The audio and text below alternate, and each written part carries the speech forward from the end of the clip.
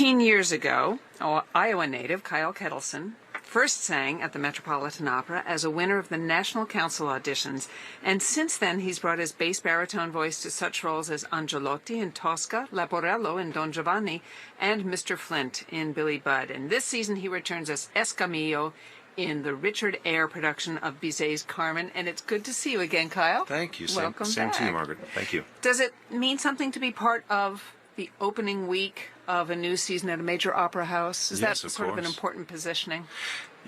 Absolutely. And also to be in the first cast. This is it's been called, I've heard, seen it referred to as a mixed revival, where we're changing in different singers. I think I have 5 of the first 6 shows. Dwayne Croft has one of them, and then Teddy comes in for the final 6, I believe. So Teddy Tahu Rhodes? That's right. That's him. Uh-huh.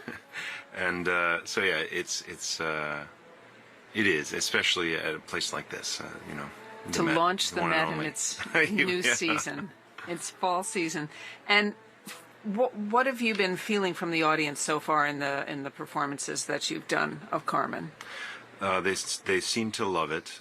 Carmen is, of course, it's a chestnut, war horse, call it what you will. It's one of everybody knows it. Even people who don't know Carmen know it. They just don't know they know it. And so, it's amazing. I still run into first-time opera goers. We had one the other night who I saw backstage and talked to her a while, and she knew it. Of course, the music is everywhere outside of the opera world. So, but from the audience, they're reacting really, really well. Sometimes, you think you know what the audience is going to ooh and ah to, or gasp, or cheer for, or laugh at, and then you actually get bodies in front of you, and they completely turn your expectations on their head. Well, doesn't every audience have sort of a group personality? Absolutely, absolutely. I used to think that matinee audiences are kind of subdued, and they just had lunch and they're kind of in siesta mode, and but no, it's changed over the years for me, in my experience. But it's true, and I think one of the production I did recently, I remember saying to someone, "Wow, for a Tuesday, that's a great crowd for a Tuesday." Tuesday audiences, Right. Well, Yeah. then you expect Friday, Saturday audiences to be extra excited, but it's really, it's anyone's guess. And I guess you can't fall back on that, thinking, well, it's the middle of the week. They may not respond as much as maybe a weekend excited audience. And you've got to just sort of give your same great performance every single time. Oh, yeah. Well, that's one of the keys, consistency. And, it's a lot like practicing sports. You practice so that you can just go on stage and do it.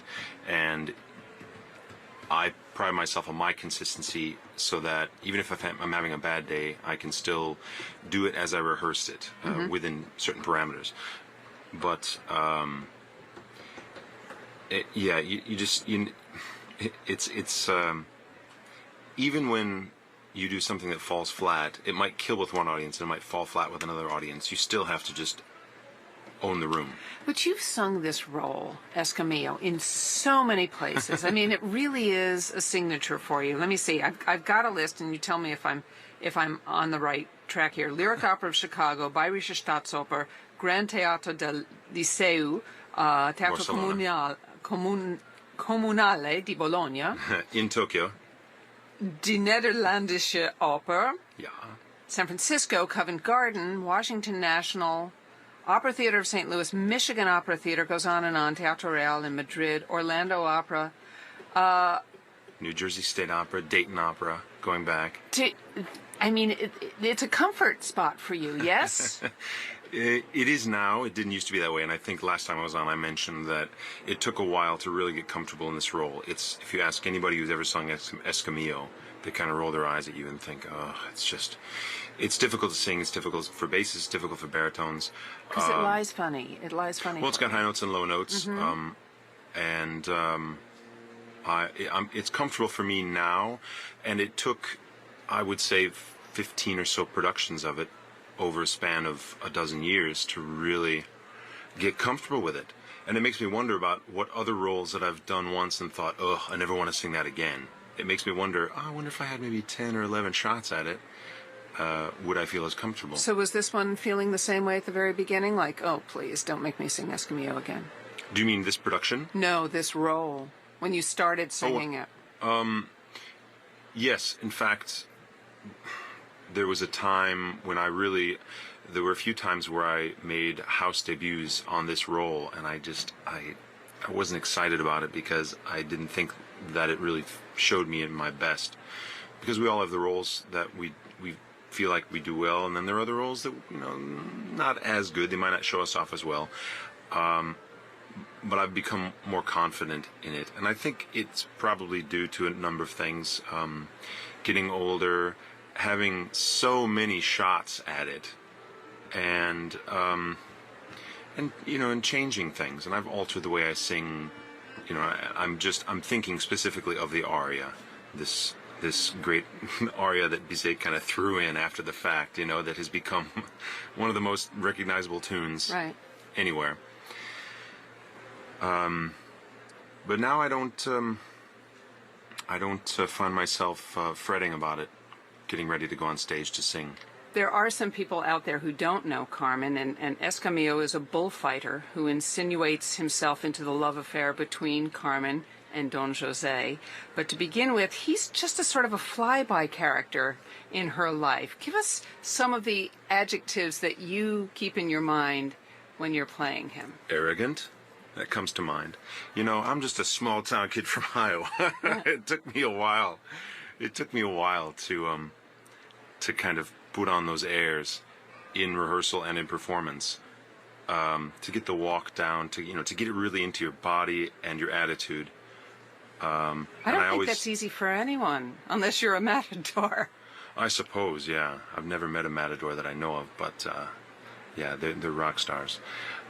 I always feel apologetic to the chorus, in rehearsals, because I want to say, oh, I'm really sorry to treat you like this, and forget about it, we know. I'm not really like this. Right. But the costume's got to help. Oh yeah, it does. The shoes are a big part. Kind of set your posture. Because you've got your matador costume. Oh, well, at the end, you put on a full suit of lights. Matador regalia. Yes, is suit of lights is what it's called? Yes.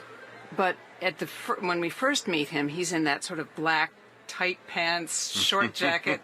Ay. As long as I can fit the trousers, I think I'll do the role. As long as the suspension of disbelief is not too great. Does he ever change from show to show or production to production? Or is Escamillo always the same guy? Well, if you ask any performer, there are slight changes. Last night, I told myself, we had a show last night, and I thought, I need to interact with the kids a little more. So I grabbed one of the little girls and picked her up, and she was facing upstage. She had this big surprised look on her face like, I don't think you're supposed to be picking me up. I didn't practice this. Right. It changes certainly from production to production, especially considering the director's views, and or choreographer's views, and or not to a lesser extent the conductor's views. Do you look into a character's background? I mean, if your character was a matador or an artist or a servant, did you get to know anything about bullfighting, or just to sort of figure out who this guy is and how he might carry himself? Well, when I sing Mephistopheles, I read the Bible. No, certain directors have asked me to watch video of matadors in action, and I have to a certain extent. I was in Amsterdam doing it, and Robert Carson had the entire company, the 300 supers, the entire chorus, everyone who's on stage, to watch a bullfight. And I watched and closed my eyes at key moments because it seems pretty barbaric to me. But for me in this role specifically, it's about movement. It's about and this is after going through a dozen or so choreographers telling me to do this and that and this and that, and they each have their own idea, but there's kind of a common thread that runs through all of them, which is the elegance, the arrogance, very much flamenco in style, in movement, and It probably helps to watch some flamenco. Yeah, and often we have them in the show. And Sarah, who's the choreographer on this, I've worked with her before in DC, I think, and she dances in the show, and at the same time, so you can kind of see what she wants because she's actually demonstrating it in rehearsal and in performance. What I love about his character is that he's a spoiler, but he never gets his hands dirty. I mean, he shows up, he sort of ruins everybody's lives, and then he walks away. Well, you know, I think if he were someone else, he might get lynched in the third act. The smugglers might say, you know what, we don't know who you are, we're going to kill you and bury your body in the mountains. But he kind of gets the rock star treatment. Ooh, celebrity, he's getting off. He's getting off. You know, his lawyer, you know, he'll be out on bail before you know it. So he just kind of, he's wandering through the hills on his own, searching for his lover, the woman that he has fallen for, and runs into her lover, José, and he's just kind of talking his way out of it, and then he has to fight his way out of it. And luckily for him, he's saved, and he just kind of, he invites everyone to the bullfight, makes everyone feel important, and says, okay, I'm out of here with my, you know, tail between my legs slightly, but still my hide intact. Audiences can hear Kyle Ketelsen as Escamillo in Carmen on October 11th when we broadcast the performance live from the Metropolitan Opera on Sirius XM Radio. We will be watching. They will be listening. And thanks for coming up. Thanks so much, Mark. Stay with us because there's more of Turandot coming up on Met Opera Radio Sirius XM.